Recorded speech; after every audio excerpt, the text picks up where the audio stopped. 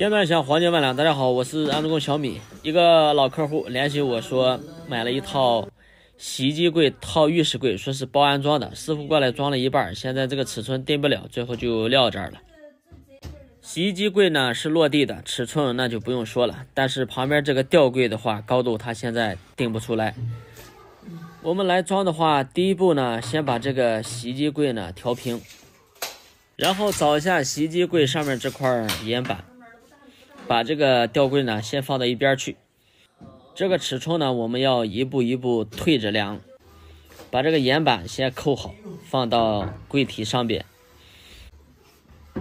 这个柜子已经基本定型了，那就我先打个孔吧，把这个柜体先固定上，这样避免我们在量尺寸的时候产生偏差。扎一个胀塞，然后螺丝固定。柜体固定好以后，看我手里拿的这个就是高低柜中间的一块立板，把这个立板呢，我先画一条线。大家知道这个线的作用吗？然后我又画了一条线，这条线大家知道是干什么用的吗？我就标记出来吧，这样看得更清楚。以瓷砖缝隙做参照，把我的第二条线做一个延长。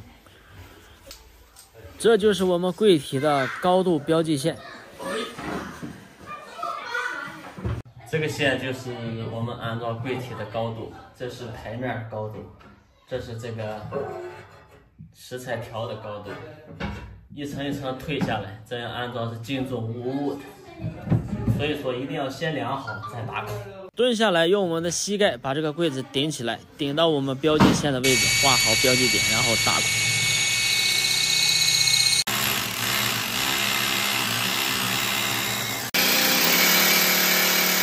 上柜子之前，这边这个下水管太长了，提前呢给它切掉。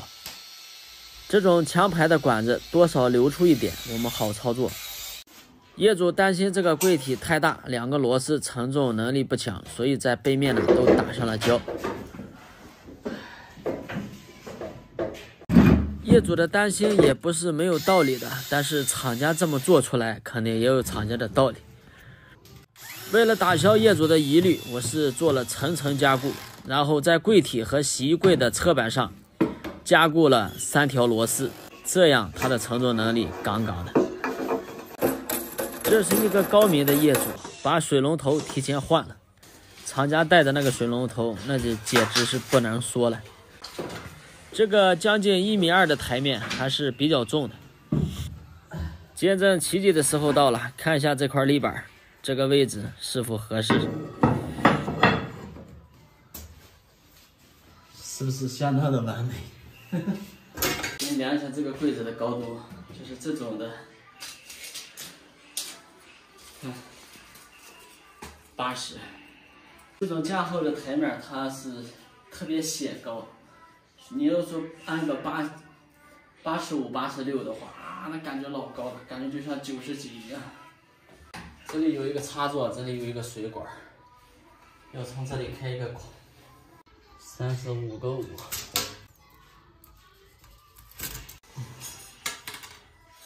开孔的位置。洗衣机的水电都留在了上边，所以这个台面是需要开一个孔的。为了美观，这个洞尽量开小一点。粗细差不多，就用这个开吧。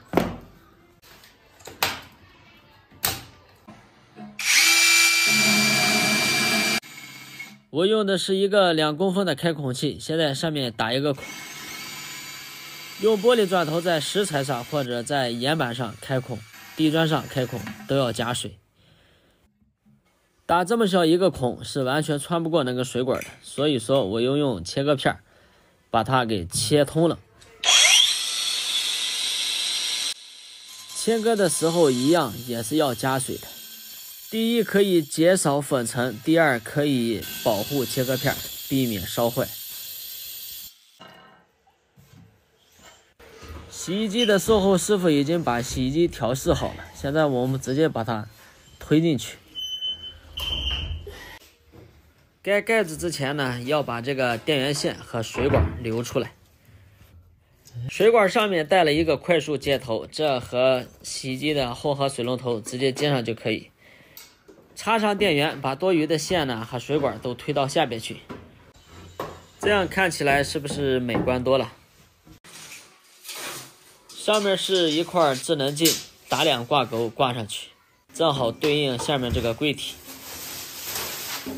果然镜子还是大的好。背面呢还有一圈氛围灯。现在要做的就是我们最后的工序了，所有的台面打胶固定。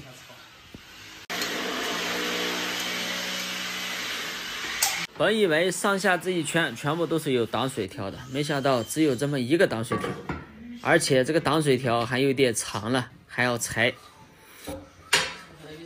切挡水条这一刀呢，是替厂家免费切的，希望他下次把尺寸量准了。